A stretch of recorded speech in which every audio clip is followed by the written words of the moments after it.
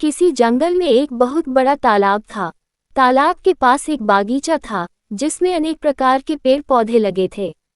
दूर दूर से लोग वहां आते और बागीचे की तारीफ करते। गुलाब के पेड़ पे लगा पत्ता हर रोज लोगों को आते जाते और फूलों की तारीफ करते देखता। उसे लगता कि हो सकता है एक दिन कोई उसकी भी तारीफ करे। पर जब काफी दिन बीत जाने के बाद भी किसी ने उसकी तारीफ नहीं की तो वो काफी हीन महसूस करने लगा। उसके अंदर तरह तरह के विचार आने लगे। सभी लोग गुलाब और अन्य फूलों की तारीफ करते नहीं थकते, पर मुझे कोई देखता तक नहीं। शायद मेरा जीवन किसी काम का नहीं, कहाँ ये खूबसूरत फूल और कहाँ मैं। और ऐसे विचार सोचकर वो पत्ता काफी उदास रहने लगा। दिन यूं ही बीत रहे थे कि एक दिन जंगल में बड़ी जोर जोर से हवा चलने लगी और देखते देखते उसने आंधी का रूप ले लिया।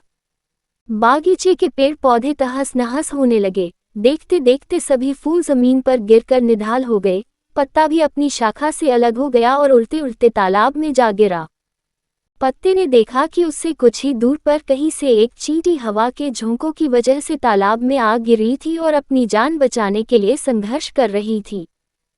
चींटी प्रयास करते करते काफी थक चुकी थी और उसे अपनी मृत्यु तय लग रही थी कि तभी पत्ते ने उसे आवाज दी, घबराओ नहीं, आओ मैं तुम्हारी मदद कर देता हूँ। और ऐसा कहते हुए अपनी ऊपर बैठा लिया।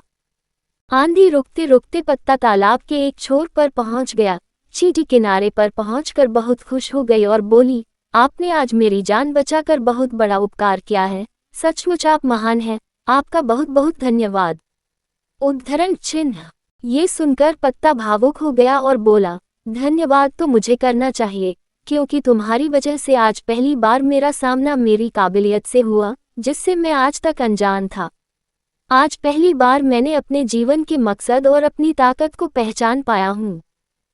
मित्रों, ईश्वर ने हम सभी को अनोखी शक्तियाँ दी हैं। कई बार हम खुद अपनी काबिलियत से अनजान होते हैं और समय आने पर हमें इसका पता चलता है। हमें इस बात को समझना चाहिए कि किसी एक काम में असफल होने का मतलब हमेशा के लिए योग्य होना नहीं है।